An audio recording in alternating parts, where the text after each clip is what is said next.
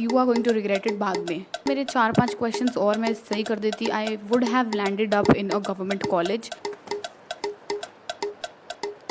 Is coming from my very very very personal experience which maximum same है। इसने उससे लिया है, उसने उससे लिया है। सारी गलतियाँ खुद करने की ज़रूरत नहीं होती है, कुछ दूसरों से भी सीख लेना चाहिए। Start doing it. And you are thinking कि बस ये एक एग्ज़ाम निकल जाए उसके बाद लाइफ सेट है। माई marks in रीनीट were like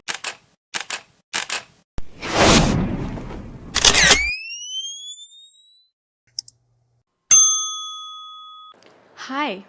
If you are in class 12th or class 11th or preparing for any competitive exam and you are thinking कि बस ये एक एग्ज़ाम निकल जाए उसके बाद लाइफ सेट है, I feel you bro. Been there, done that.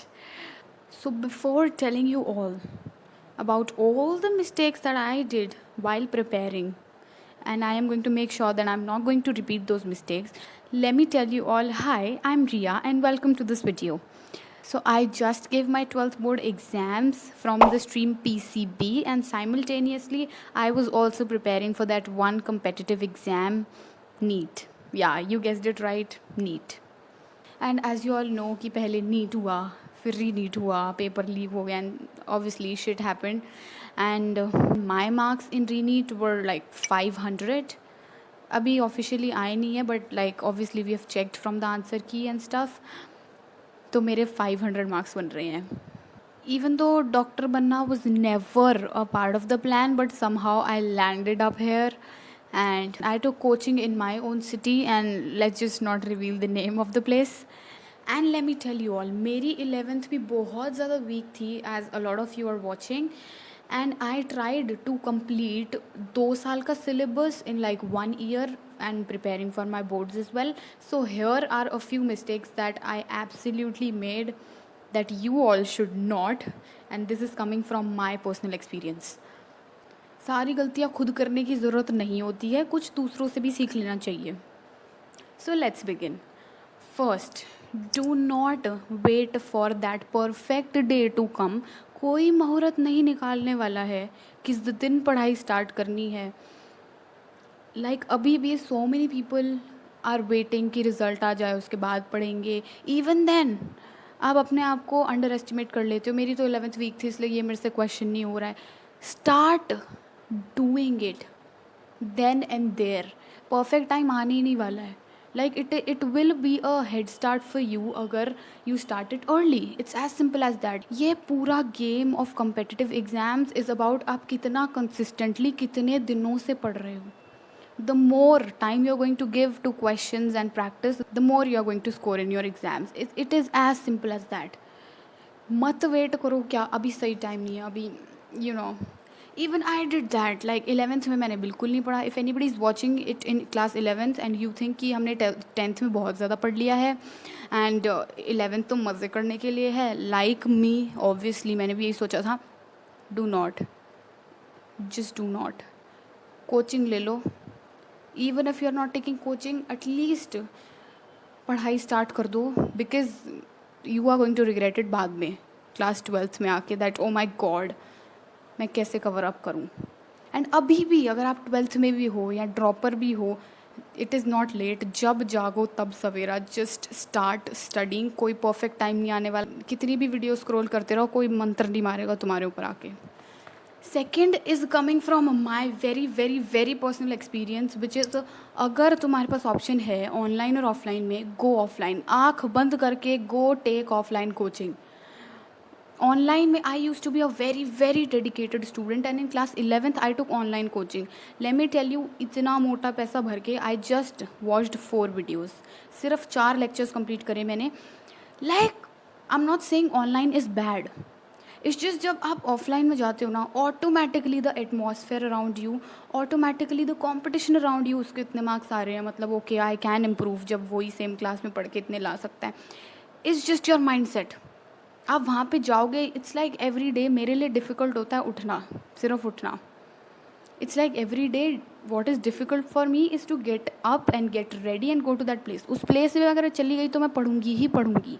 It's as simple as that. जबकि ऑनलाइन में for me it is like मैं यूट्यूब भी चला लेती हूँ कभी कभी पढ़ते पढ़ते साइड में, या फिर इट्स अ कंफर्ट जोन कि मुझे पढ़ना है तो मैं पढ़ लूँगी। आज मेरे पास टाइम नहीं मिला, मुझे आज इंपॉर्टेंट काम था तो मैं कुछ कर नहीं पाई, पढ़ नहीं पाई, लेक्चर नहीं ले पाई। It's as simple as that. Go to offline coaching, आँख बंद करके you are going to see the difference अपने आप। Third mistake that I did was collecting a lot of resources, और पढ़ा मैंने किसी से नहीं पूरा। इट्स लाइक सबका मटेरियल मैक्सिमम सेम है, इसने उससे लिया है, उसने उससे लिया है, सारे इंस्टीट्यूट्स का हर जगह, क्या कहाँ से आएंगे नए क्वेश्चंस। कॉन्सेप्ट सीख लो किसी भी एक किताब से, किसी भी एक टीचर से, उसके बाद आप क्वेश्चन सॉल्व इजीली कर सकते हो। कोई ज़रूरत नहीं है तुम्हें अपने माँ बाप के पैसों से खड़ा करना है साम्राज्य किताबों का, नॉट रिक्वायर्ड।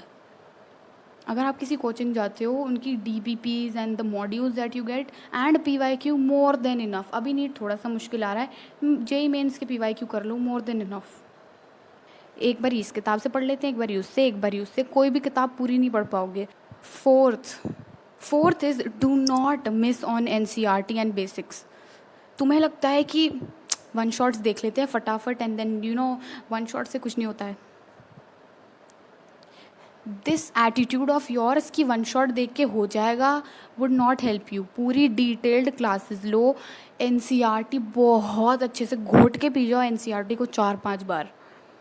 पेपर वहीं से आता है, सारा कॉन्सेप्ट इज़ इन NCERT। ऊपर से जितनी क्वेश्चन प्रैक्टिस हो पाए ग्रेट, पर बेसिक्स को मत मिस करो। तुम्हें अभी भी बहुत सारे लोगों, even I think dropper batch में बैठ के दैट ये तो मुझे आता है, ये तो इतना बेसिक है, डिस्टेंस डिस्प्लेसमेंट क्यों बता रहे हो मुझे and all of that. Do not do that mistake. ध्यान से सुनो जो भी क्लास में चल रहा है, do not miss out on basics. Basics मैं बता रही हूँ, ऐसे ऐसे घुमा देते हैं, बेसिक चीज़ क्वेश्चन में ऐसे घुमा देते हैं और आपको लगता है पता नहीं कितना बड़ा क्वेश्चन होगा, जबकि it's like that one basic thing जो आपने नहीं पढ़ी होती है। Next is do not study without revision. पत्थर पे लिख लो ये तो, do not study without revision at all. कोई फ़ायदा ही नहीं है, तुमने पढ़ लिया सब। लेट मी टेल यू, मेरे को इक्विलिब्रियम इतना मुश्किल लगता था एंड एक बार ही मैंने पढ़ा और उसको क्वेश्चन प्रैक्टिस करे अच्छे से, मुझे इतना आसान लगा वो चैप्टर। गेस व्हाट, एग्ज़ाम से पहले मैंने उसको फिर उठाया और मैं उस चैप्टर को पूरा भूल चुकी थी और मुझे वो चैप्टर वापस वैसा आया ही नहीं, कभी भी वो याद ही नहीं हुआ। And I used to be like मैंने कितना अच्छे से करा था ये चैप्टर को। भूल जाओगे।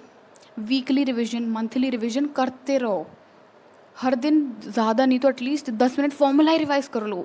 निकलने मत देना अपने दिमाग से उस चैप्टर को। एज सून एज आपका रिश्ता उस चैप्टर से टूटा और आप नए चैप्टर पे चले गए, उसको भूल गए, भूल जाओ फिर उस चैप्टर को। Revision is most important. पढ़ने से भी ज़्यादा जो मेहनत करनी है इज़ ऑन रिविजन। जितना रिवाइज कर सकते हो उतना रिवाइज करो।